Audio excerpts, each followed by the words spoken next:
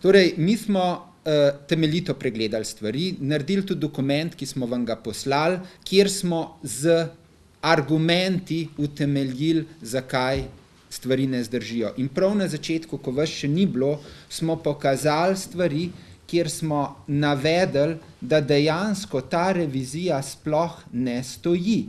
Namreč, v sami reviziji piše, da v primeru pridobitve kakršnekoli dodatne informacije se lahko naše prvotne ugotovitve spremenijo. Številni zahtevani dokumenti nam niso bili posredovani, ker očitno družba z njimi ne razpolaga. Kolikor bi jih prejeli, bi lahko prišli do drugačnih zaključkov.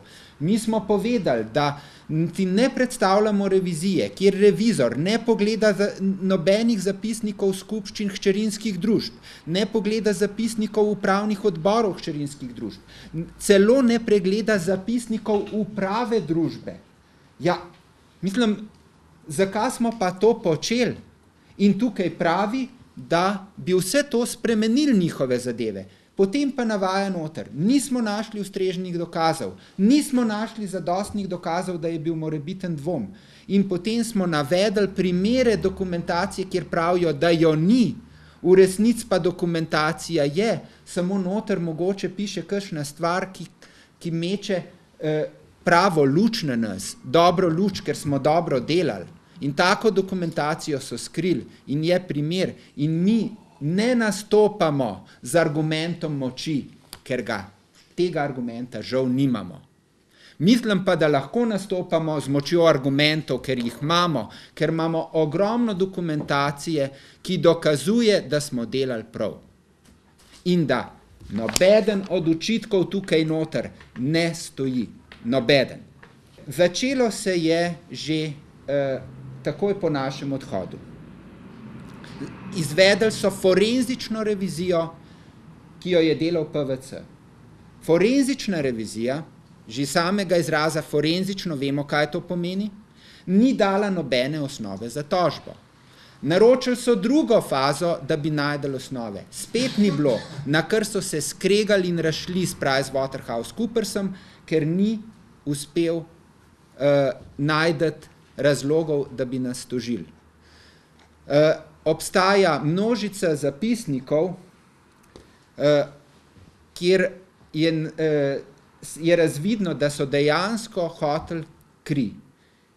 Mi imamo zapisnik, kjer je gospa Slapničar v revizijski komisiji rekla, dajmo jih tožiti, pa čeprav nismo najdeli nobene škode. Sej bojo potem oni morali dokazovati.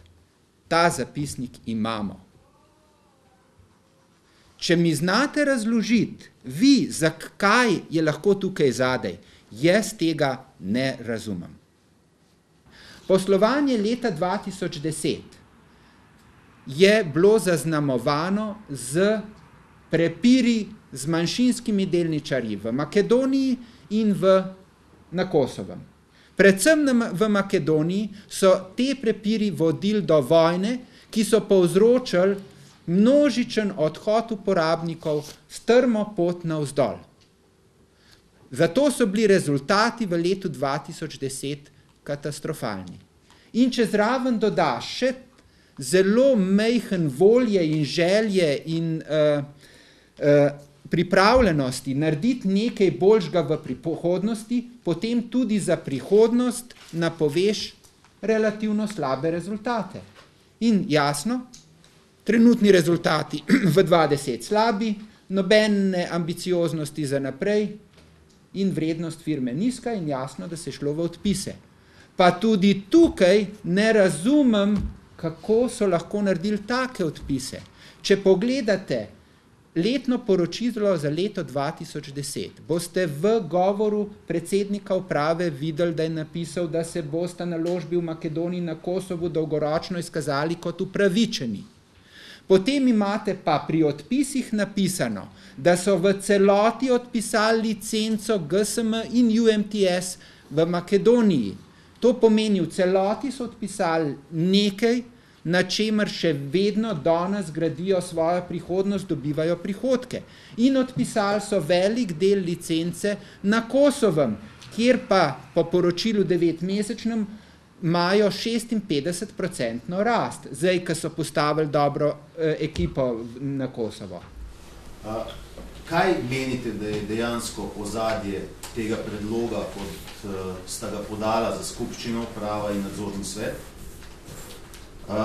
Ali se boste skupščine udeležili in tudi tam predstavili svoje argumente in stališča, ter ali imate morda kdo od vas ambicijo, da bi se ponovno angažiral in vključil v upravi oziroma na družbi, na kateri skupščini se bo obravnaval ta sklep, torej Telekomu Slovenije? Torej, skupščine se bomo vsekakor udeležili in svoje mnenje povedali tudi pred delničarji. Zakaj uprava predlagala take sklepe? Zaradi tega, ker si ne upa prevzeti nobene odgovornosti. In jaz osebno se ne mislim vrniti na Telekom.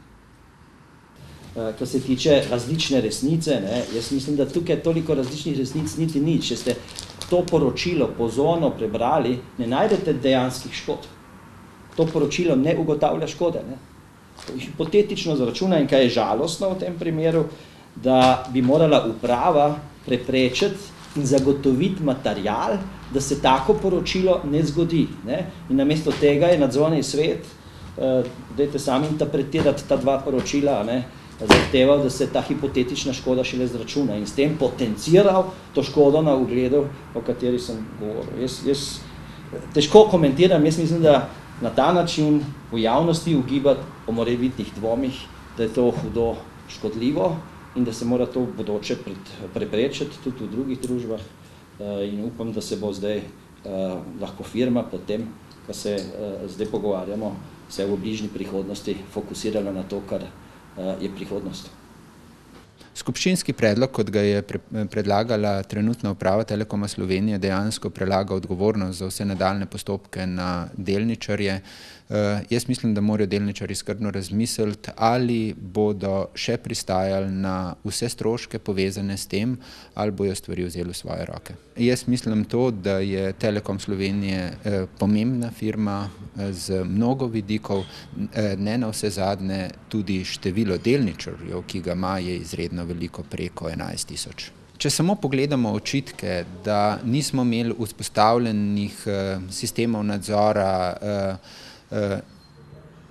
te očitki padejo že takoj, če samo pomislimo na to, da smo bili kreditirani tudi iz tujine, iz EIB-ja, z konzorcija bank, da smo bili pravzaprav edina nebančna inštitucija v Sloveniji, ki smo izdali evropske obveznice, in za vse take stvari je potreben temeljit due diligence firme, ki to dela, in to so bančne ustanove, investitorji naredili. In če bi ugotovili take stvari, kot so zdaj tukaj napačno ugotovljene v tem revizijskem poročilu, verjemite, da Telekom Slovenije nikoli ne bi dobil denarja to, kot ga je dobil. No, z nasprotnim predlogom članov bivše uprave Telekoma Slovenije, današnjo novinarsko konferenco, njihovo navzočnostjo na skupščini skorajšnji, se pravzaprav vzpostavlja ali pa prvič pojavlja praksa, ki je z vidika informiranosti delničarjev, tudi manjšinskih, dobrodošla, da se očitki in vprašanja, ki so povezana z družbo, argumentirano pojasnjujejo. Pozdravljamo to in pogrešamo, da v drugih primerih ni situacija takšna, kjer bi dejansko vsaj posamezni člani bivših uprav pojasnili okoliščine, ki so že bile v preteklosti predmet revizij, še posebej, ko gre za skupščinske predloge, kjer je to prepuščeno v odločanje delničarjem, tudi malim delničarjem, ki jih je v Telekomu Slovenije preko 11 600, sicer z deležem, ki je nekaj čez 20%, a vendarle, torej Republika Slovenija je še vedno večinski in prevladujoč delničar.